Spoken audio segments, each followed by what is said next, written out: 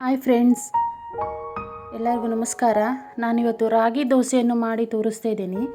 ರಾಗಿ ಹಿಟ್ಟಿಂದ ಮಾಡೋದಲ್ಲ, ಇದು ರಾಗಿಯಿಂದಲೇ ಮಾಡೋ ದೋಸೆ ಫ್ರೆಂಡ್ಸ್. ಇದು ಒಂದು ಹೆಲ್ತಿಯಾದ ರೆಸಿಪಿ ಅಂತಲೇ ಹೇಳ್ಬೋದು. ಖಾಲಿ 3 ಪದಾರ್ಥಗಳನ್ನು ಉಪಯೋಗಿಸಿ ಮಾಡುವಂಥ ದೋಸೆ ಫ್ರೆಂಡ್ಸ್. ಬನ್ನಿ, ದೋಸೆ ಮಾಡಲಿಕ್ಕೆ ಬೇಕಾಗಿರುವ ಪದಾರ್ಥಗಳು ನೋಡಿ. ಈ ಲೋಟದಲ್ಲಿ 2 ಲೋಟ ರಾಗಿ, ಅದೇ ಲೋಟದಲ್ಲಿ ಒಂದು ದೊಡ್ಡ ಲೋಟ, ಈಗ ನಾನು ರಾಗಿ ತೊಗೊಂಡಿದ್ದೀನಲ್ಲ ಅದೇ ಲೋಟದಲ್ಲಿ 1/4 ಕಪ್ ಉದ್ದಿನಬೇಳೆ. ಈ ರಾಗಿಯಲ್ಲಿ ತುಂಬ ಕಲ್ಲೆಲ್ಲ ಇರ್ತದೆ, ಮುಂಚೆನೇ ಕ್ಲೀನ್ ಮಾಡಿ ಎಲ್ಲ ಕಲ್ಲೆಲ್ಲ ಬೇರ್ಪಡಿಸಿಟ್ಟಿರಬೇಕು.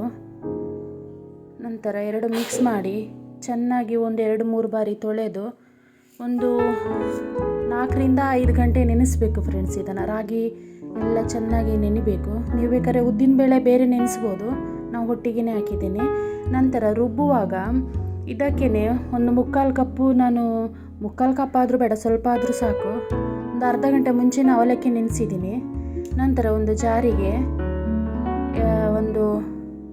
ಈ ರಾಗಿ ಮತ್ತು ಉದ್ದಿನಬೇಳೆ ಮತ್ತು ಅವಲಕ್ಕಿ ಎಲ್ಲ ಸಮ ಪ್ರಮಾಣದಲ್ಲಿ ಹಾಕಿ ರುಬ್ಬಬೇಕು. ಏಕೆಂದರೆ ರಾಗಿ ಬೇಗ ಸಣ್ಣ ಆಗಲ್ಲ, ಸ್ವಲ್ಪ ಸ್ವಲ್ಪ ನೀರು ಹಾಕಿ ರುಬ್ಬಬೇಕು. ನೋಡಿ ಫ್ರೆಂಡ್ಸ್, ಈ ಥರ ನುಣ್ಣಗೆ ನಾವು ಹೇಗೆ ಅಕ್ಕಿ ದೋಸೆಗೆ ಯಾವ ಹದದಲ್ಲಿ ರುಬ್ಕೊಳ್ತೀವಿ ಆ ಹದದಲ್ಲಿ ರುಬ್ಕೋಬೇಕು. ಇದಕ್ಕೆ ನಾನು ಸೋಡಾದ ಪುಡಿ ಏನು ಹಾಕ್ತಾ ಇಲ್ಲ. ಖಾಲಿ ನೋಡಿ ರುಬ್ಬಿ ರುಚಿಗೆ ತಕ್ಕಷ್ಟು ಉಪ್ಪು ಹಾಕಿ ಕಲಸಿ ಇಡ್ತಾ ಇದ್ದೇನೆ. ಇದು ನೈಟೆಲ್ಲ ನೆನೆಯಲಿಕ್ಕೆ ಬಿಡಬೇಕು. ರುಚಿಗೆ ತಕ್ಕಷ್ಟು ಇಷ್ಟು ಇಟ್ಟಾದರೆ ಸಾಕು, ಒಂದು 6-7 ಜನ ದೋಸೆ ತಿನ್ಬೋದು ಫ್ರೆಂಡ್ಸ್. ರಾತ್ರಿ ಎಲ್ಲ ಚೆನ್ನಾಗಿ ನೆಂದು ನೋಡಿ ಫ್ರೆಂಡ್ಸ್, ಈ ಥರ ಉಬ್ಬಿ ಬಂದಿದೆ ಹಿಟ್ಟೆಲ್ಲ. ನಾನು ಇದಕ್ಕೆ ಸೋಡಾದ ಪುಡಿ ಅಂತ ಹಾಕಿಲ್ಲ, ಖಾಲಿ ಉಪ್ಪು ಹಾಕಿ ರಾತ್ರಿ ಎಲ್ಲ ನೆನೆಯಲಿಕ್ಕೆ ಬಿಟ್ಟಿದ್ದು.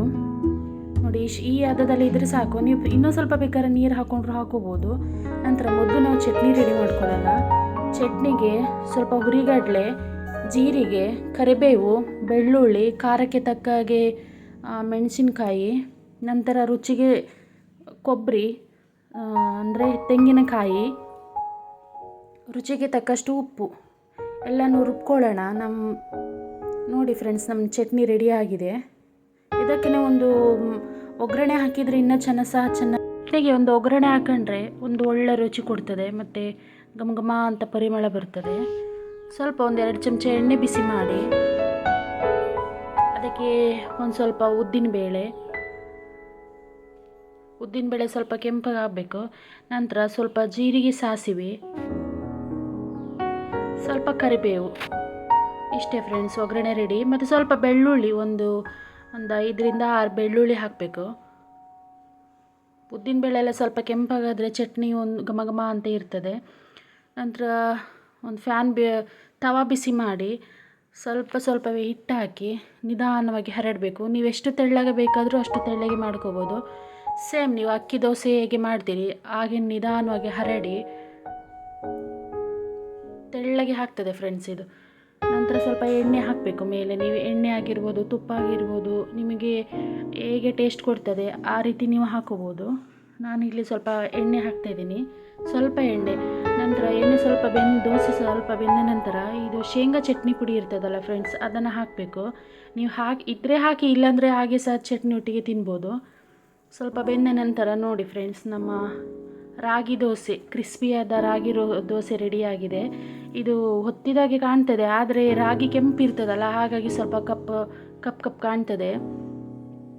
ತುಂಬ ಟೇಸ್ಟಿ ಆಗಿರ್ತದೆ ಫ್ರೆಂಡ್ಸ್. ದೋಸೆ ಮಾಡುವಾಗಲೇ ಘಮ ಘಮ ಅಂತ ಇರ್ತದೆ. ನೋಡಿ ಫ್ರೆಂಡ್ಸ್, ನಮ್ಮ ಹೆಲ್ತಿಯಾದ ರಾಗಿ ದೋಸೆ ಕಾಯಿ ಚಟ್ನಿ ರೆಡಿಯಾಗಿದೆ. ನೀವು ಸಹ ಒಮ್ಮೆ ಮನೆಯಲ್ಲಿ ಟ್ರೈ ಮಾಡಿ. ನಂತರ ರಾಗಿ ದೋಸೆ ಹೇಗೆ ಬಂದಿದೆ ಅಂತ ಕಮೆಂಟ್ ಮಾಡಿ. ನನ್ನ ಚಾನಲ್ಗೆ ಸಬ್ಸ್ಕ್ರೈಬ್ ಮಾಡಿ, ಲೈಕ್ ಮಾಡಿ ಫ್ರೆಂಡ್ಸ್.